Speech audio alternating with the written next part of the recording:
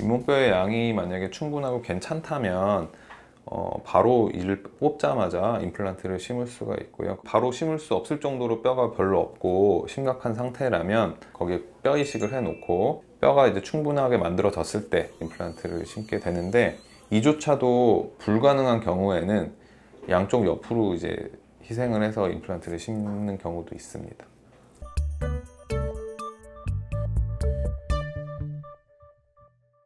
스케일링을 하면 오히려 치아가 망가진다는데 맞나요? 아닙니다.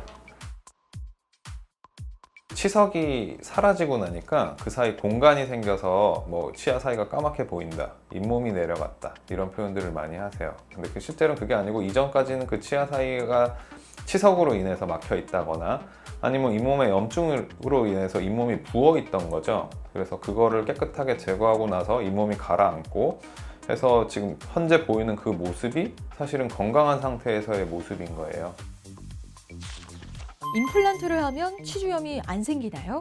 네, 아닙니다. 임플란트 주위염이라는 용어로 표현을 하게 되는데요. 치아 주변에가 이제 감염이 돼서 이렇게 뼈가 녹고 하듯이 임플란트 주변도 충분히 그럴 수 있고, 다른 점이 뭐냐면 임플란트 주위염은 생기면 진행 속도가 치아일 때보다 훨씬 빠릅니다. 그래서 임플란트를 제거를 하고 새로 임플란트를 심는다거나 이런 경우들도 많이 생길 수가 있기 때문에 계속 관리를 잘 받으셔야 됩니다. 치주염이 급성으로 올 수도 있나요? 맞는 말인데요. 일반적으로 안 아프다고 말씀드렸지만 갑자기 잇몸이 지나치게 부어서 바로 하루아침에 너무 아파서 오시는 경우들도 당연히 있게 되겠고, 이럴 때는 일단은 급성 상황에 대한 치료를 먼저 하고요. 급성으로 왔을 때는 이것도 많이 흔들릴 수가 있는데, 이 급성을 해결을 하고 나면 또 약간 흔들리는 게 좀 줄어들기도 하기 때문에 시간이 지나서 더 제대로 된 판단을 하게 됩니다. 발치를 할지 잇몸 치료로 그냥 끝을 낼지.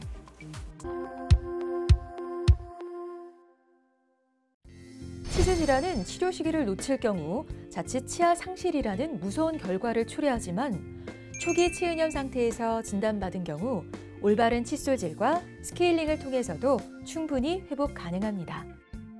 올바른 방법으로 양치질을 하시는 게 제일 중요하세요. 치실이라던가 치간 칫솔, 그다음에 워터픽, 그런 거를 사용하셔서 관리를 하시는 게 중요하겠고, 관리를 잘 해도 치석은 결국에는 시간이 지나면 생기기 때문에 6개월에서 1년마다 정기검진 겸 이제 내원을 하셔서 스케일링도 받으시고 필요하면 잇몸 치료도 받으시고, 흡연을 하시는 경우에도 치주 질환이 잘 생기거든요. 그래서 금연을 실천하시는 게 당연히 좋겠고, 당뇨나 고혈압 같은 전신 질환이 있으신 분들은 치주 질환이 심각해지기 때문에 평상시에 관리를 잘 받으시고 이렇게 하시는 게 중요하겠습니다. 바스법이라고 하는 게 있습니다. 우리 잇몸하고 치아 사이에는 살짝 이 안에 공간이 있어요. 그 부위에 45도로 칫솔모를 꾹 집어넣어서 약하게 진동을 줘요. 이때 중요한 동작이 뭐냐면 이 잇몸과 치아 사이에 이 칫솔모를 집어넣는 과정이거든요. 45도 각도로. 잇몸하고 치아 사이 공간이 있으니까 그 안을 닦아줘야 되는 거기 때문에 그 사이에 이렇게 꼭 집어넣고 진동 주시고, 옆으로 이동해서 진동을 주시고, 이때 이동을 하실 때는 꼭 치아 한 칸씩만 이동을 해서 하시면 어떤 부위는 계속 겹쳐서 닦이게 되겠죠. 그거를 목표로 하는 거예요. 치주 질환으로부터 잇몸 건강을 지키기 위해서는 올바른 양치법으로 구강을 청결하게 하고, 정기적인 구강 검진과 스케일링은 필수, 금연과 금주는 꼭 실천하고, 당뇨 환자의 경우 혈당을 잘 조절해 치주 질환이 악화되는 걸 막고, 균형 잡힌 식사로 영양 불균형을 막고 면역력을 높이면 잇몸 질환 예방에 도움이 됩니다.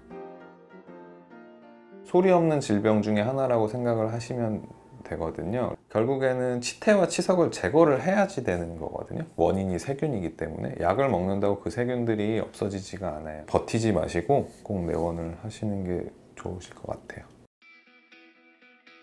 건강한 치아에서 나오는 밝은 미소. 이 미소를 잃지 않기 위해서는 구강 건강을 챙겨야 하는데요. 치아를 감싸고 지지하는 잇몸 조직에 염증이 생기는 치주 질환. 방치하면 구강 건강은 물론 전신 건강까지 위협받게 됩니다.